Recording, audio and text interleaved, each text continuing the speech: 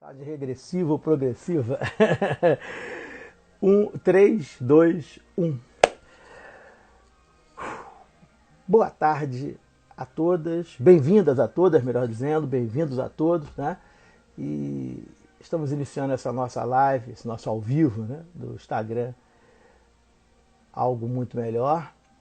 E hoje temos assim a grande satisfação de receber a advogada. Infelizmente, o Instituto só atende a veículos de comunicação da chamada grande, da chamada que eles chamam de imprensa profissional. Então, enfim, não atende a essas lives, assim, essas iniciativas sociais nesse sentido de estar, enfim, é um critério e a gente agradece de qualquer maneira, nos deram a resposta hoje. A gente agradece a atenção pela resposta. A gente continua recomendando as leituras do IPEA, que é o Instituto que não é um Instituto do Estado brasileiro, que tem várias coisas ali que vocês podem estar navegando na página dele e lendo, e aí depois a gente vai, enfim, interpretando e discutindo, já que a gente não tem acesso formal a essas pessoas. Quem sabe um dia alguém possa ter um amigo que trabalhe lá que se disponha a estar falando com a gente fora desse circuito oficial, tá bom? Jorge Assis, enfim, tem a Mel aqui, Mel Gaspar também que entrou, estou acenando para ela, Raquel, né? Alg Confidencial também está entrando aqui, estou acenando, Tânia Miranda já falei, Acabiel, também estou acenando, Sandrinha, Rafa, aceno para ele também. Deixa eu ver aqui o Marcos Aurélio, tá? Sandra Martins, Dani, Mudo, Eco Prime, enfim. Vamos agora, Aninha, atenta aí que eu vou te adicionar. Isso, atenção, atenção. Vou te adicionar agora aqui, para ver se está tudo certinho. Vamos acertar aqui para a gente começar o nosso bate-papo sobre a Previdência. Também a gente vai falar, evidentemente, sobre essa questão aí, em alusão ao 13 de maio. Aninha! Doutora, Alô, estou não, aguardando você. Aninha não, mais respeito. Doutora, meu lugar, particularmente, Ô, sempre, Aninha, amigo. minha madrinha. Né? Em segundo lugar, Pois é, a respeito. doutora Ana Maria Rosade de Assis, que só tem um defeito. Tá casada há tanto tempo com o tal de Jorginho de Assis, é mole? Continuamos. Tô provocando ele. Sabe que eu adoro provocar ele. Principalmente porque ele é botafoguense, né? E eu sou rubro-negro, então a gente fica com essa pendenga eterna, né? Mas um beijo Está para ele, certo. antes de mais nada. Um beijão Ah, tá legal. Aí está participando também. não é? Enfim. Aninha, vamos começar Oi. pelo que interessa. Vamos falar de coisa séria, né? Enfim. Eu te chamei, nós chamamos aqui, porque, evidentemente, independente de qualquer outra coisa, você há muitos anos, você não só trabalha nesse ramo, como também estuda, quer dizer, são duas coisas, que às vezes a pessoa trabalha e não tem aquele estudo mais aprofundado, e você é especialista, mestre nessa história de previdência. Então, eu queria que você tem sido muito solicitada para falar sobre isso, primeiro a se apresentar para quem acha difícil alguém não te conhecer. Mas, enfim, se apresenta aí, diz quem você é e a gente já começa falando sobre essa questão o que a Previdência tem a ver com essa história de pandemia que a gente está vivendo. Tá? Com a palavra você aí, você manda nessa live, minha filha. Tá legal. Gente, boa tarde a todos e a todas, amigos que estão aqui sempre fortalecendo. A Tânia Miranda, amiga lá de São Paulo. A Sandrinha, a Kênia, todo mundo que está participando aqui, são muitos amigos, graças a Deus. Então, eu gostaria muito de agradecer a oportunidade para a gente estamos juntos construindo algo muito melhor, correto? Sim. Então, é a oportunidade de estarmos aqui construindo, informando, tentando passar um pouco de informação e refletindo também, né? Afinal de contas, amanhã é dia 13 de maio, é o Sim. dia...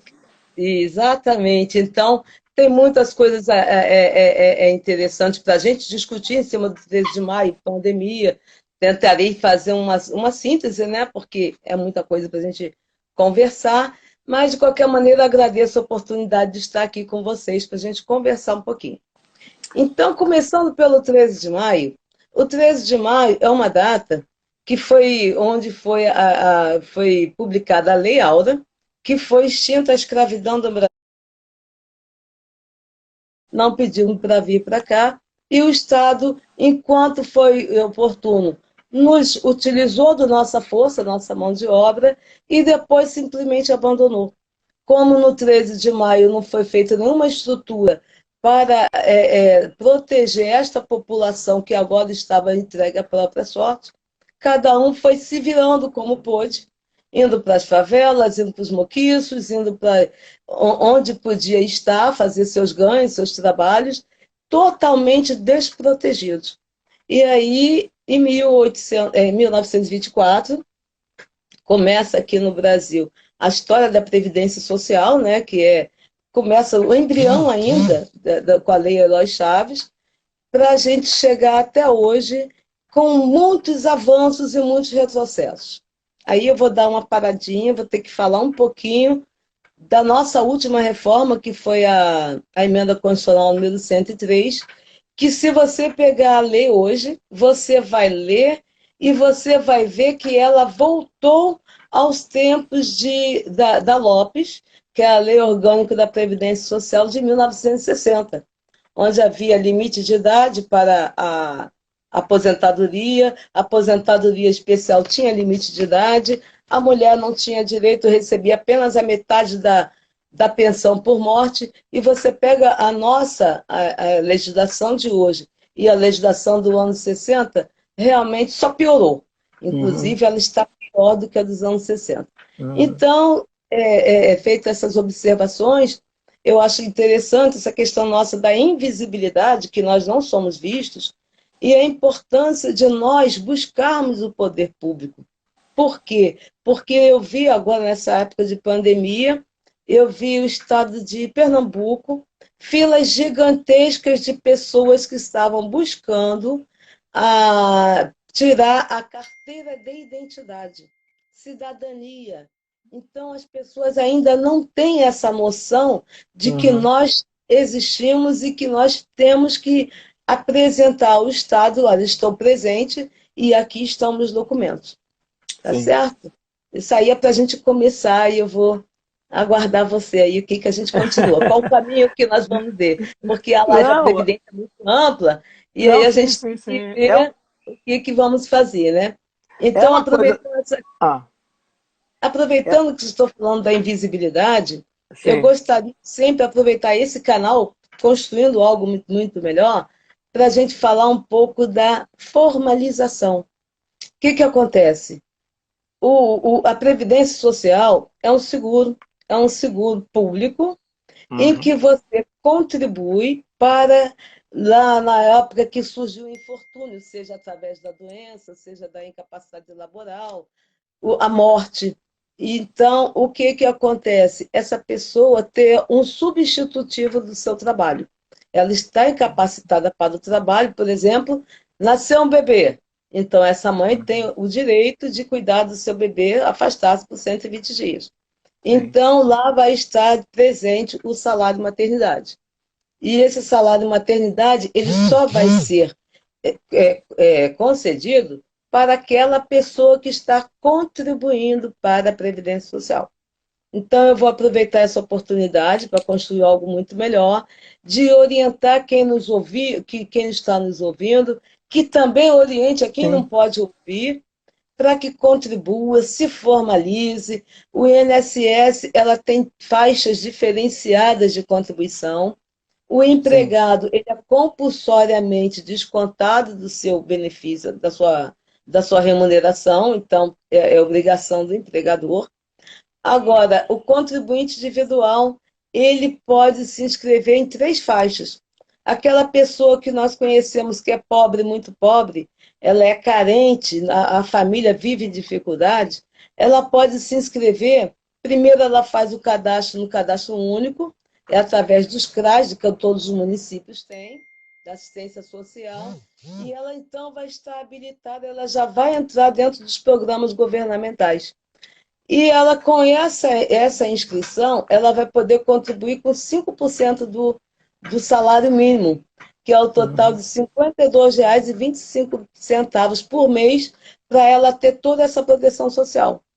Se ela não se enquadrar como pessoa de baixa renda, ela vai poder contribuir com faixa de 11% do salário mínimo, que está R$ 114,95. Vai ter direito a todos os benefícios.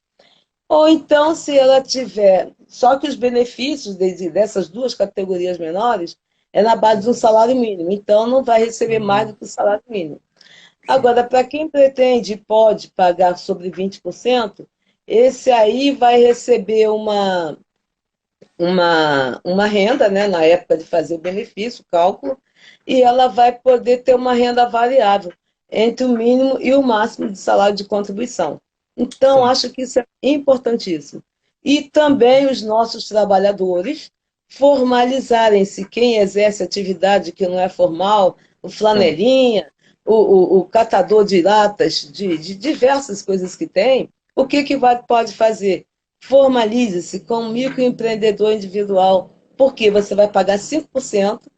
Pagando 5%, você já está garantido pelo menos um salário mínimo para as necessidades quando surge um infortúnio, além de toda uma assessoria do Sebrae e diversas outras vantagens que tem, inclusive tendo o seu alvará, quando a pessoa entra lá como microempreendedor individual, já vai receber um alvará que ele vai estar formalizado. Então, acho que é um grande apelo nosso é sairmos dessa invisibilidade e nos fazer valer para o poder público. Olha, nós existimos e nós precisamos e exigimos os nossos direitos. Eu acho que isso aí é fundamental para tudo. Aninha, tem uma observação aqui a propósito do que você falou em relação a documentos, da Sandrinha, da Sandra Martins, dizendo o seguinte, ela está escrevendo aqui, Aninha, você me fez lembrar que há pouco tempo foi noticiado nas mídias alternativas que em Costa Barros, aqui no Rio de Janeiro, havia comunidades com gerações, né? Sem documentação, gente que vinha, né? Nascia e não se documentava. É uma realidade, não é? Às vezes a gente pensa que é ficção, né? Tem gente que não acredita não nisso, é. né? Mas acontece que existe e a Sandra está dando esse exemplo para você aí. Isso, e isso você está falando da cidade do Rio de Janeiro, onde Sim. nós temos acesso às informações, onde nós temos acesso a transporte. E então, eu acho que essa informação é bem importante, de que a pessoa tem que buscar, sim, os seus direitos, mas primeiro tem que se resguardar, tem que ter a documentação. Eu estava lendo sobre agora, em época de pandemia, muita gente que está com CPF irregular, porque não votou, não regularizou o seu certificado de votação. Então, eu acho que isso aí é um apelo. A gente tem que ser. Eu não quero saber fazer parte desse Estado que não me representa, mas nós precisamos sim. Precisamos até para podermos buscar os nossos direitos. Tá certo? Essa aí é a nossa grande Constituição. Justamente, não adianta. E dentro desse Brasil gigante que nós vivemos, vocês imaginem, eu tive a oportunidade, que eu trabalhei no Prev Barcos, quando eu fui servidora do INSS, eu trabalhei no Prev Barcos, fiquei 2 meses lá no Amazonas. Era um barco, era uma agência do INSS que funcionava dentro do barco, naqueles locais em que o INSS não tinha vários municípios em que o INSS não tinha agência, quando o rio permite, porque tem a questão da vazão e enchente do rio, justamente. aí ia para lugares. E vocês imaginem que lá no Amazonas, eu tive a oportunidade do lugar que eu trabalhei mais longe, que foi o Humaitá. De Humaitá para chegar ao centro, o Amazonas, são 7 dias e 7 noites viajando de barco. E saímos dos lugares. Tem um local chamado Olivença, que eu não conheci, que leva até quase 20 dias de barco para chegar à capital. Então, vocês imaginam como é que este caso aí, que a Sandrinha falou de Costa Barros, como ele se repercute a nível de Brasil.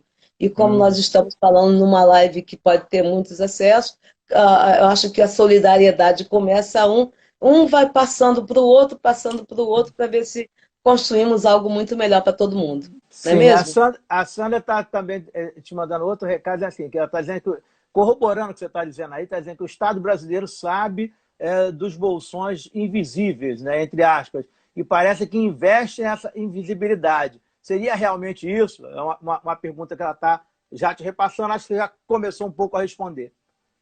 Exatamente. Por quê? Essa invisibilidade, o que é que nós temos que fazer? Nós temos que demonstrar que nós somos cidadãos, que nós existimos, para daí, então, através da informação, que é importantíssimo, a educação liberta, empodera, então, através da libertação, da informação, podemos buscar os nossos direitos. Então, essa invisibilidade, nós podemos participar, né, sair dessa invisibilidade a partir do momento em que nós nos inscrevamos e nos participemos de todos os projetos que estão aí, que existem sim, mas que nós não sabemos. E também estamos excluídos por não estarmos formalizados. A Tânia Miranda estava dando a observação que está dizendo É, que essa informação tem que chegar a essas pessoas, porque elas não têm acesso. Como podemos informá-los? Quer dizer, enfim, indo nessa direção, nesse sentido que você está falando aí. Exatamente. Eu acho que a nossa obrigação, nós que temos acesso à informação, é passarmos, todo mundo em algum lugar que mora, tem uma pessoa carente, tem um catador de latinha, Tânia, em São Paulo, ela ficava assim nervosa, preocupada, porque o rapaz que catava latinha sumiu, o que que foi? Então, é exatamente isso, nós sermos solidários com o outro, seja quem for o outro, para Uhum. poder levar informação, perguntar como é que é, dar a luz para ele onde está. Nós passamos aqui, na nossa cidade de Campos mesmo, assim como no Rio de Janeiro, em São Paulo, nós temos uma população de rua muito grande. Eles não têm ouvidos, eles não sabem os direitos dele e às vezes eles não têm quem chegue para eles e dê essa orientação. Eu acho que é Uhum. hora da gente aproveitar essa oportunidade e buscar e poder contribuir com essas pessoas. Isso. Aninha, antes, só registrando aqui, que entrou agora para aumentar a nossa audiência, o pessoal do grupo do Combate ao Racismo RJ, tá? E também várias pessoas. Deixa eu registrar rapidamente a audiência que está tendo aqui. Jussara Guerra, Ruth Salles, Juliano Rangel, Jui Rebouças, Kênia Mello, nossa Keninha, Ah, o grupo Mulheres Vitoriosas, Daniela opa, Fernandes, maravilha. Nanda Anchieta, Luciana Ribeiro, Conceição de Maria, Menes Wolf, Pedro Jorge e a professora Valéria Melo do Amaral. Manda um beijão para a Valéria, minha grande amiga, além de ser minha cunhada. Oh, maravilha. Olha quantos multiplicadores nós temos aí, gente. Vamos lá, todo mundo. Justamente. Eu sou uma aqui, vou passando para vocês e vocês vão passando para os outros. Fazendo uma grande corrente do bem. Outra observação aqui da Lídia, tá? Que está dizendo que na pandemia estamos constatando essas dificuldades. Se referindo à questão que você está falando do Amazonas, lá em Manaus, onde a situação está muito, muito grave, né? Enfim. É gravíssimo. Entrou também aqui a pastora Liza, uma deusinha para ela, tá? A Sandra... Opa, peraí. Deixa eu voltar aqui. É que às vezes eu boto o dedo no lugar errado aqui, desculpe.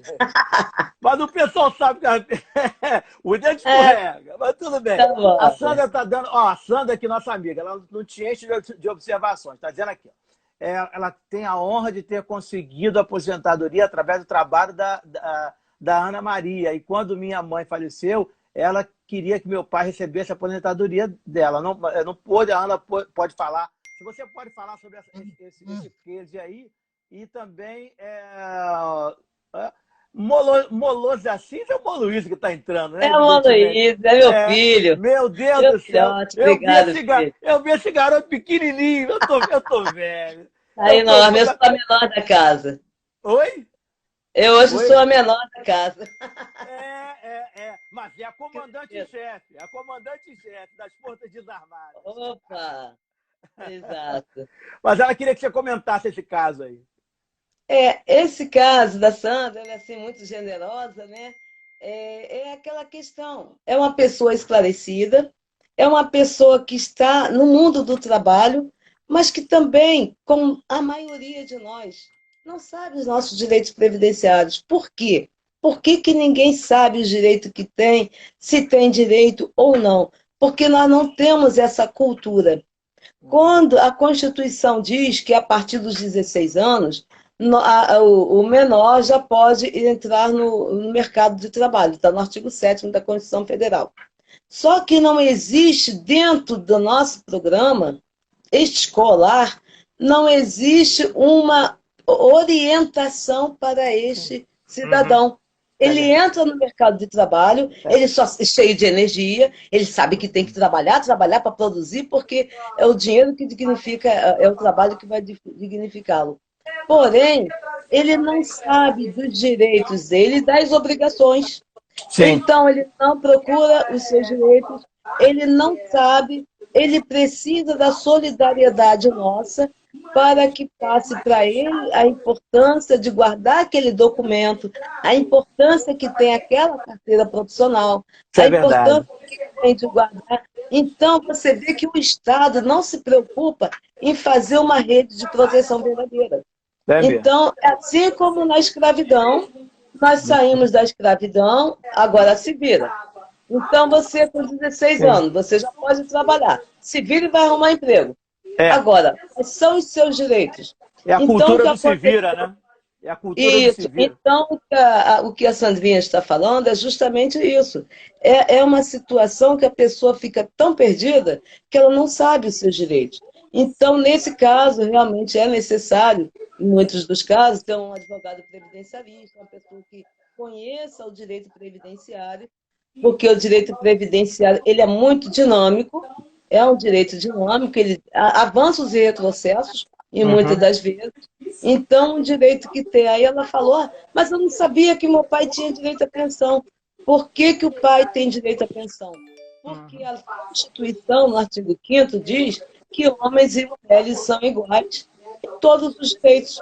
Então, o que que acontecia? Antes de 88, a mulher recebia metade da pensão do homem, mas o homem não recebia a pensão da mulher.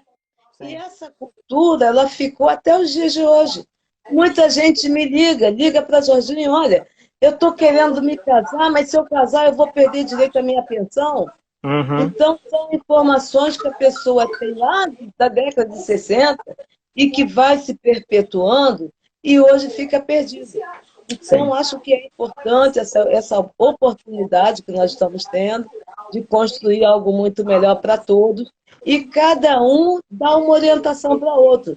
Nós nos multiplicamos enquanto fonte de informação e de libertação, né? Eu acho que esse é o caminho. Orientar aquele jovem que começou, o caminho é esse. O Marcos Aurélio, até que entrou agora há pouco, está fazendo uma observação aqui, dizendo que os governantes querem um povo mal informado para dificultar para eles não buscarem os seus direitos efetivos, né? Enfim, porque Aninha, o que acontece muitas vezes, você está falando aí de uma coisa que às vezes eu mesmo que me acho uma pessoa bem organizada na medida do possível, né? Outro dia eu estava vendo e tem que depois retomar esse processo de vasculhar papéis, né? Para ver se de fato tem alguma coisa aí, etc, né? Enfim, para a gente poder ver o que tem. Agora, com a questão da pandemia, a gente sabe que algumas coisas ficam meio emperradas, né? Quer dizer, já estavam um pouco emperradas, mas a pandemia, né? Ela acaba acrescentando alguns problemas que, infelizmente, têm que ser combatidos agora e outros têm que ser deixados um pouquinho de lado, né? E essa palavra previdência também, que sempre me pareceu tipo, como se estivesse diante de uma imensidão, né? Como se fala assim, Previdência, Banco Central, né? Casa da Moeda, são coisas imensas, não é isso? E só vocês, os especialistas, é que traduzem para a gente. Na verdade, por Previdência, para o homem comum, o que é? Trabalhar 30 anos, 35, receber a sua aposentadoria, que eu estou resumindo muito, né? Muito, muito, Aham, muito, muito, muito, não é? Mas exato. na prática é isso, né? E esta falta de informação que você está dizendo aí, e essa. Enfim, eu tenho a impressão que você e o Jorginho, que também estão ligados à questão educacional, devem fazer, quer dizer, além da questão profissional, que vocês trabalham com essa advocacia mais especializada nisso, deve ser um trabalho hercúleo de vocês transmitirem, procurarem transmitir essa informação para a B ou C, tentar multiplicar isso, né? Enfim, deve ser Isso. uma coisa muito difícil, né? Quer dizer, vocês É, fazem, mas é muito difícil. é. Eu já diria, eu vou mandar um beijão para o Marco, que é o sorriso mais lindo de Guadalupe, do Rio de Janeiro. O Marcão está aí prestigiando, obrigada. Essa questão da informação, quer dizer, nós temos prazer do que fazemos, né? Então, eu acho que o direito previdenciário é aquele direito, como diz o Lord Beveridge, do Tratado de 1942, ele está presente do nascimento, do berço ao túmulo. Então, Uhum. quando a criança nasce, aquela mãe trabalhadora que contribui para a Previdência Social, ela vai ter direito ao salário de maternidade, quando fica doente vem o auxílio-doença, envelhece, tem aposentadoria, morreu, gera benefício de pensão por morte. Então, você vê a importância desse direito, que é um direito fundamental, é o que dá dignidade à pessoa, e, no entanto, a faculdade, no meu período de faculdade, não existia direito previdenciário. Eu fiz o Uhum. curso de mestrado em direito previdenciário, por quê? Meu sonho é informar, é passar para o outro essas informações. Aqui na minha cidade não tinha direito previdenciário para você ministrar aula de direito previdenciário. Em Campos, aí em Campos. Agora já tem, só que eu sou do século passado, né? Agora já tem. Sou do século passado. Mas então, esta informação é primordial, e por isso que a gente fala de ter um profissional, de buscar o profissional que conheça o direito previdenciário. Porque a advocacia, advogados são todos da mesma área? Não. A Uhum. advocacia é igual à medicina. Tem aquele médico que é especialista no coração, o outro que é ortopedista, o outro que é Uhum. psiquiatra. Então, cada um tem uma linha. Claro que todo advogado tem um alicerce, vai saber tudo. Agora, todo advogado sabe direito previdenciário obrigatoriamente? Não. Primeiro, porque tem que ter paixão. Tem gente que fala, Ana, como é que você gosta disso? Só que quem fala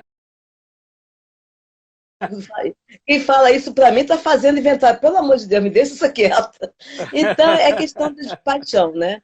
Eu tive a Sim. felicidade de trabalhar no INSS por quase 30 anos. Ali, eu fui servidora pública durante todo o meu tempo, eu tenho certeza.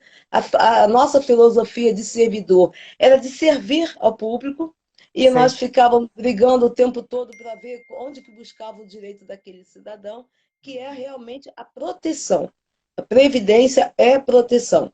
Então, quando eu falo isso, eu vou falar em todas as lives, vão me enjoar de eu falar, mas o que eu digo é o Não, mas tem que seguinte: falar. não Tá vejam a certo. previdência como aquele elefante pesado que você tentou falar, assim, aquela coisa pesada, grandiosa. Não. É. Vamos ver, vamos mudar o nosso discurso e ver como uma fonte de proteção e solidariedade. Que você se protege e, na sua falta, você vai proteger os seus amados, filhos, Uhum. netos, mãe, pai, que têm direito à pensão. Mas aí seria uma outra live só para falar de pensão. Então, você vê, mas é muito amplo, é realmente muito Uhum. amplo. Mas o Uhum. que ele está falando, o que o Marco falou, é justamente isso. E o que nós temos que fazer é romper essa barreira da falta de informação e começar a futucar. Vamos ver, vamos buscar. Quem é que tem, como é que faz, um orienta o outro, uma hora essa história vai mudar. Tá certo? Uhum. Aninha, me diga uma coisa.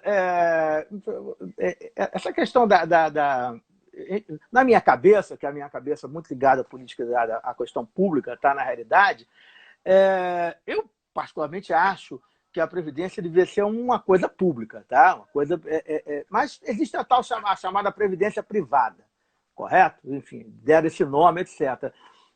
Enfim, até que ponto essa previdência privada, ela de alguma maneira ofusca ou atrapalha, ou enfim, ela serve de alguma coisa, de fato, ela pode vir a ser de alguma maneira um bem para a pessoa que tem condição de fazer isso, ou, no caso, o sistema, porque eu sei que existem visões, né, dessa coisa, previdência pública, previdência privada, tem gente que acha, como, enfim, o ministro atual, que devia ser previdência privada, enfim, tem gente que acha que só deveria ser previdência pública. Um sistema onde as duas coisas possam coexistir, como o Brasil está tentando fazer, enfim, de alguns anos para cá, seria o melhor sistema? Quer dizer, eu estou aproveitando a tua experiência aí de estudos para saber de você isso. Eu estou embutindo essa pergunta aí, que me veio agora na cabeça, aproveitando a citação que você fez do servidor público, que aí teríamos que fazer uma outra live, porque ainda tem muita gente que não entende como é que é a Constituição do servidor público. Ainda existe, por incrível que pareça, aquela velha história de achar que o servidor público não trabalha, né? Enfim, correto. Ainda existe isso, lamentavelmente.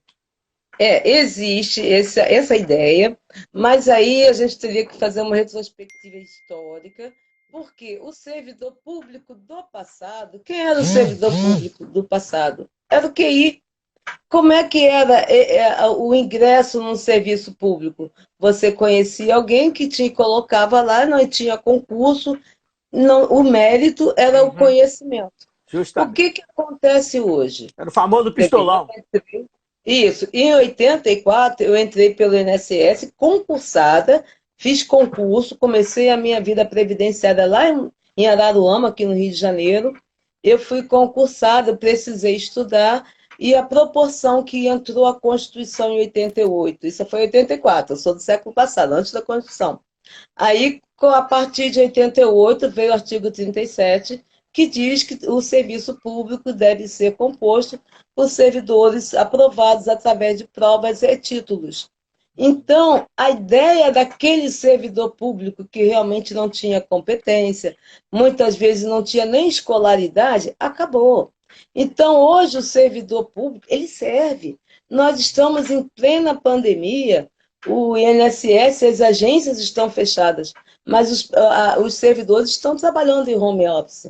Para quem está acompanhando, o processo está andando. Essa decisão que eu falei agora da ação civil pública, da DPU com do Instituto Luiz Gama, a decisão saiu agora, no dia 4 de maio de 2020, quando foi deferida a tutela de urgência, que o juiz determinou que a União expressa diretrizes para preenchimento em todos, de acordo com o IBGE, né, que o IBGE tem lá aquele mapa das raças, o negro, o branco, o pardo, o amarelo, o indígena. Então, vocês verem, o serviço público está funcionando. O trabalhador, o servidor público trabalha. E pior, ele trabalha demais, mas ninguém vê, porque a máquina é muito pesada, não existe investimento, trabalho em condições, está todo mundo vendo agora, os profissionais da saúde, que são servidores públicos, as condições de trabalho como é que são. Então, você tenta fazer o máximo e não consegue. Mas por quê? Porque existe uma demanda muito grande. Agora, só voltando à informação, a Previdência, o INSS, não é previdência privada, é previdência pública. A Previdência Pública é essa que é administrada pelo INSS, em que nós, trabalhadores, contribuímos, o empregado. A contribuição é compulsória, ele querendo ou não querendo, esta contribuição sai da remuneração dele para ir para os cofres públicos, que é para gerar os direitos aos benefícios, e tem a previdência privada, que é a previdência para quem não quer contribuir com a previdência pública ou quer complementar a previdência pública, aí trabalha na previdência privada. Eu não posso falar da previdência privada porque realmente não é minha fonte de estudo. Agora, eu fico com muitas dúvidas, porque eu já sou do século passado, nós já vivemos muitas coisas. Nós vivemos a era Collor, que quem tinha dinheiro perdeu dinheiro, como é que retorna? Eu, na época que eu trabalhei na empresa privada, antes de passar na Previdência, 70 e pouco, existia o grupo Capital meme que gerava e acabou, e tantos e Sim, tantos e tantos outros. Qual é. é a segurança que eu tenho de investir hoje? Se eu tivesse que fazer um investimento entre o público e o privado, eu hoje faria na pública. Então, É, o que é que está faltando? O que temos de problema na pública é a política de governo. Por sim. quê?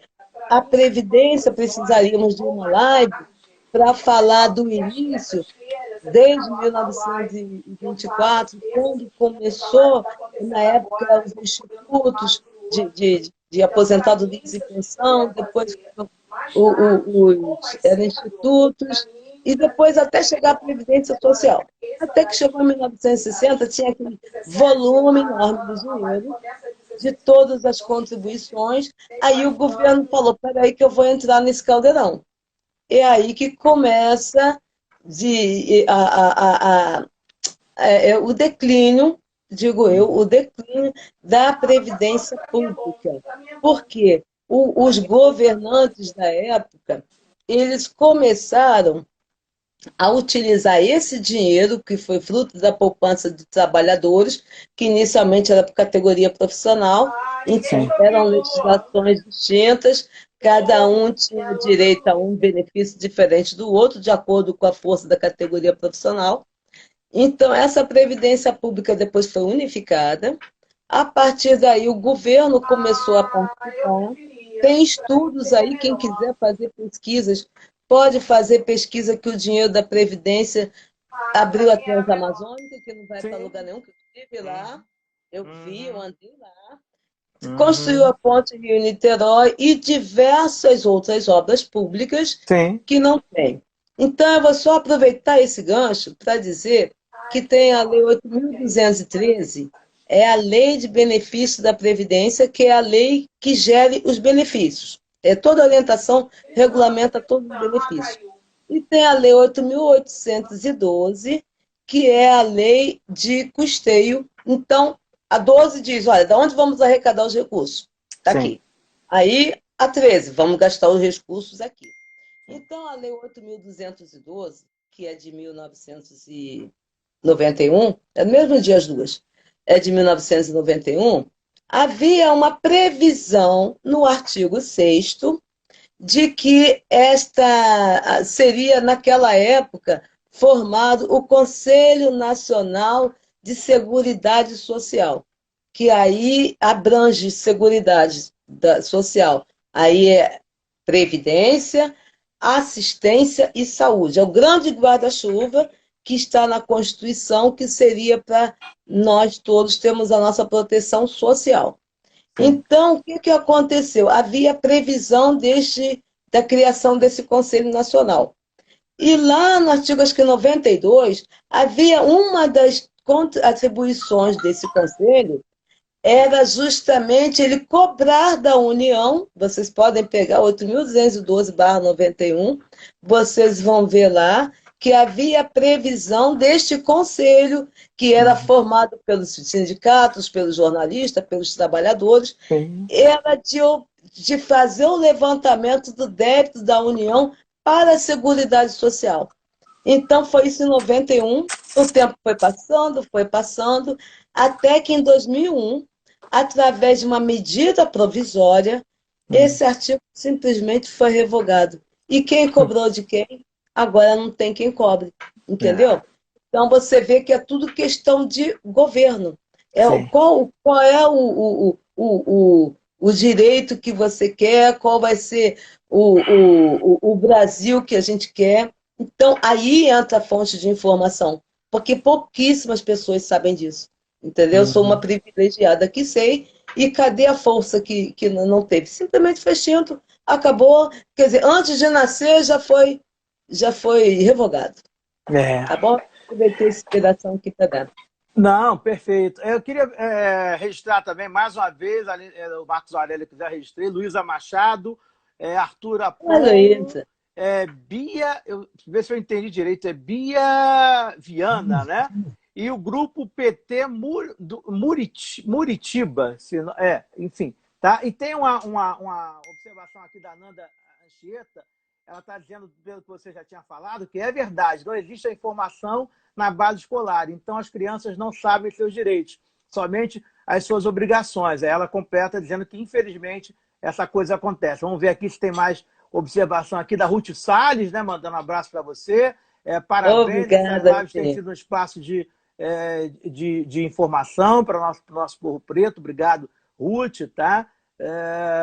Tem mais uma coisa aqui do Marcos Aurélio dizendo que tem muito trabalhador desanimado, pois acredita não conseguir se aposentar, pois é muito pouco, pois é muito tempo e complicado por pouca informação por parte do governo, né? Ele está se referindo à informação que o governo dá, que é pouca, né? Entrou também a Dani Griot, aqui na nossa audiência. Um beijo para Dani, tá? Quem mais que... Opa, de novo aqui, meu Deus do céu. Botei o dedo aqui, voltei, pronto. Enfim, tem... tá aqui o Marco de novo, tá? Enfim. O Marco está flipando. Pedro Jorge está dizendo que você tem uma sabedoria gigantesca, tá? A Maria amiga, Alves, meu filhado também. Um beijo, Pedrão. Maria Alves também está entrando, acenando para a gente aqui, tá? Está dizendo que está mandando uma boa tarde para você. Lúcia Talab, né? Lúcia Talabi, nossa amiga aqui de campo. Talabi está dizendo, Marco está dizendo que te ama também, tá? Entrou também Marlene Almeida, tá? Também entrou Marlene Almeida aqui. Eu gosto de citar as pessoas, Aninha, porque são pessoas que estão nos acompanhando sempre, né? A Helena Bretas também, que está sempre nos acompanhando, tá? Brulu Santos, é isso? É o Bruno Santos, meu afilhado também. Bruno. É Bruno. Santos, isso, tá? Tem uma pergunta aqui de Rafa também que entrou, Rafa Gabarf, né? Aninha, Orconcura na temática previdenciária, ela sabe muito, tá? Essa aí é mais do que amiga, é a filha que Deus me deu, minha nora. A Marcela Esteves, que já esteve aqui participando da live, mandando um abraço para a gente, entrou aqui. A Sandrinha está dizendo que lembra que em cursos para concursos públicos na área jurídica não tem essa área, pelo menos não tinha até os anos 2000, né? Essa área de previdência que você está falando aqui, tá? Exato. O Aca Biel está dizendo que enxergar a previdência de forma simples, né? Você que está falando aí, a gente enxerga isso, né? Essa previdência, né? Tem essa capacidade de enxergar. E tem um cara aqui chamado Jorge Assis, que está dizendo parabéns por essas lives, está puxando o saco da gente, né? Fogo. Incentivando. Essa aí é a minha grande equipe técnica. Esses botafoguenses não são fáceis. Ruth Salles está colocando aqui agora com essa... Como é que ela está dizendo aqui? A Ruth Salles está dizendo, observação interessante, agora com essa reforma previdenciária com a reforma previdenciária e trabalhista, o povo está mais perdido, ainda mais com os patrões estão aproveitando da situação e colocando os trabalhadores e trabalhadoras, enfim, afastados, enfim. A Dani está dizendo que é exatamente isso, está concordando com o que você está dizendo. Afastados, aí a Ruth completa por tempo indeterminado. Luena está entrando aqui também, Luena Mello. Oi, Luena, beijo. Não é? Sandra Martins está dizendo que você não é do século passado, acho que, enfim, você é de sempre. A Cláudia está entrando também. A sua audiência, eu sabia que a sua audiência ia ser fantástica. Silvana Ramos da Silva também entrando, né? Enfim, a gente está procurando... Esse negócio de... Às vezes tem uma questão de voz aqui, de som, gente. A gente está procurando ajeitar, mas também vai muito da internet, né? No início da transmissão, eu estava escutando muito bem a Aninha, até que estabilizou. É uma coisa que, lamentavelmente, a gente trabalha, a gente sabe que a internet no Brasil não é muito boa, mas já estabilizou, né? Enfim, M. Monteiro... o Marcelo Monteiro Lopes está entrando aqui também. E, Aninha, a gente já está chegando aqui no nosso quadro final, está faltando mais uns 10 minutos para a gente terminar. E eu queria, enfim, abordar com você, que a gente sabe que tem aqui, não sei até que ponto uma coisa está ligada com a outra, quando lá atrás, na época do século XIX, os negros, os escravizados ou não, juntavam os seus recursos para poder comprar os alforrias, etc. A gente sabe que o negro contribuiu decisivamente para Hum, a criação do que hoje a gente conhece de Caixa Econômica, enfim, teve sempre, correto. até pelo histórico da luta pela liberdade, né? Teve sempre, o Uhum, negro também, conscientemente ou intuitivamente, né? Teve sempre caminhou sempre nessa direção de poder acumular forças, né, e também, né, recursos para dinheiro quando poder possível. para poder se catapultar, tá? Eu gostaria, quer dizer, aí juntando com essa questão do 13 de maio, que a gente vai estar também conversando na quinta-feira com a Helena Teodoro, que é a convidada na nossa próxima live na quinta-feira, eu te proponho uma reflexão em torno dessa. Quer dizer, eu estou provocando uma reflexão para você em Uhum, torno dessa ação que a gente lembra que vem da história da gente de libertação, né? Quer dizer, a história do negro é correto. sempre uma história na diáspora digamos assim, eu vou usar uma palavra que, entre aspas, seria uma eterna luta pela libertação, ampla, Correto. total e restrita, né? Exato. Então, nós temos que se colocarmos do ponto de vista nosso negro, africano, no ano, em 1800, alô? Em 1800, início, exatamente, eu não posso precisar o momento, é a Sociedade Protetora dos Desvalidos. Que é Uhum. uma sociedade justamente muito antes de surgir a lei de 1924 aqui no Brasil, já Uhum. existia a Sociedade Protetora dos Desvalidos. Era justamente um grupo de escravos, ainda existe lá na Bahia, ainda não tive a oportunidade de conhecer, mas ainda existe, e era justamente como não havia uma previdência, não existia o Estado, ainda não existia em termos de formação de um fundo para proteger. Então, nossos ancestrais, com base na solidariedade, então foi criada esta sociedade protetora dos desvalidos, justamente para dar proteção, no caso do infortúnio, àqueles que estavam precisando. Então, nossa ancestralidade, nós temos muita história justamente desta solidariedade. Então, cada um contribuía com o que tinha, mas eles conseguiram fazer dinheiro, tanto é que muitos conseguiram se libertar literalmente via alforria, através de diversos artifícios, Opa, e tá. também esta solidariedade fez com que também nos protegêssemos, que é esse espírito que eu estou falando para vocês hoje, da nossa proteção social. Uhum. Claro que nós precisamos ainda nos mobilizar muito, mas podemos melhorar, porque esta reforma que esteve agora, do ano de 2019, foi um enorme retrocesso aos direitos previdenciários. Foi muito grande. Mas Uhum. tudo passa, né? Como tudo passa, a gente pode começar, pelo menos começar a conhecer o que piorou para nos mobilizarmos para buscar uma melhoria para o futuro. Porque hoje, para você se aposentar, vai ser muito breve, e vamos Uhum. falar em aposentadoria, que é o sonho de todos nós, para se aposentar com um salário próximo do que nós estamos ganhando na ativa, literalmente tem que trabalhar durante 40 anos. Não estou desanimando. Claro que o direito previdenciário você tem que ver de acordo com o tempo, é muito específico. Mas se você quiser ganhar 100% do seu salário de benefício de hoje, a conta é: você se aposenta com 60% do seu salário mais 2% por cada ano trabalhado. Então, Uhum. para você chegar ao trabalho, o salário que você recebe hoje, você vai ter que trabalhar certamente 40 anos. Isso aí está na lei. Então, a partir do momento que nós temos esse conhecimento, cadê o sindicato de jornalistas, sabe? O sindicato de empregado doméstico, o sindicato de Uhum. todos os sindicatos? Vamos nos unir para derrubar isso? Vamos Sim, votar melhores representantes que saibam o que é isso e que a gente derrube? sim. Então, eu acho que o poder está em nossa mão. E o poder começa exatamente através da informação. É isso Sim. que é o nosso caminho para construir algo muito melhor. Adorei. Justamente.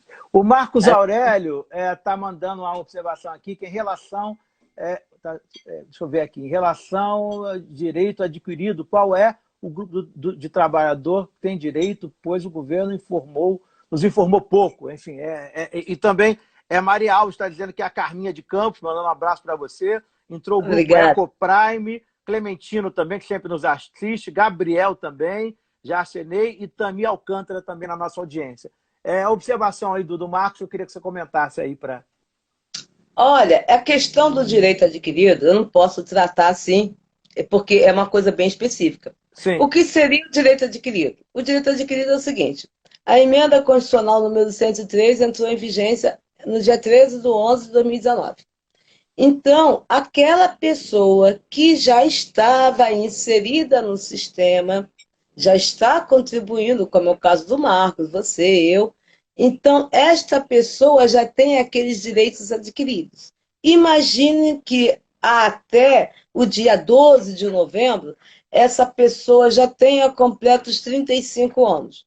Não quis se aposentar, eu vou esperar essa reforma aí, eu não vou me aposentar agora. Só que com a reforma, ele descobriu que vai ser muito pior. Então, ano que vem, 2021, ele já está totalmente sem segurança nenhuma, eu não quero mais ficar com isso. Eu vi o outro que se aposentou, então eu quero me aposentar aproveitando aquele direito que eu já tinha antes do dia 13 de novembro. Então, esse é o direito adquirido. Naquela época, podia contar o tempo de atividade especial. Naquela época, poderia colocar o tempo digamos, de trabalhador rural, que muita gente não sabe, mas pode contar o tempo de trabalhador rural. Então, esse aí é o direito adquirido. Mas eu não posso falar assim porque é caso a caso, entendeu? A gente não pode fazer uma informação só para a pessoa ter uma ideia do que é o direito adquirido. Já adquiriu o direito lá, então pode usufruir lá na frente. Então, Okay. Em síntese, é isso. Bom, já temos aí, está faltando 1 minuto e 30 para terminar. Eu gostaria de agradecer mais uma vez a Aninha. Eu vou terminar, Aninha, a gente vai terminar com a tua imagem aí, tá? Correto? E para, enfim, o Clementino está mandando parabéns para a gente, enfim. Nanda Cheta, várias pessoas aqui, a nossa audiência é grande, tá? A Alexandra também entrou também. Enfim, é isso. Eu queria, mais uma vez, até agradecer sempre a você esse bate-papo da gente. É sempre muito bom, tá bom? Quando terminar tudo isso, a gente sabe, a gente vai estar se encontrando para poder dar aquele brinde com aquela água mineral, aquele chopp, enfim, essa coisa toda aqui. Com certeza. Beijão nos meninos, beijão no Jorginho, tá? Eu vou deixar, porque tá faltando 53 segundos, que eles avisam, né? Quando tem 2 minutos aqui.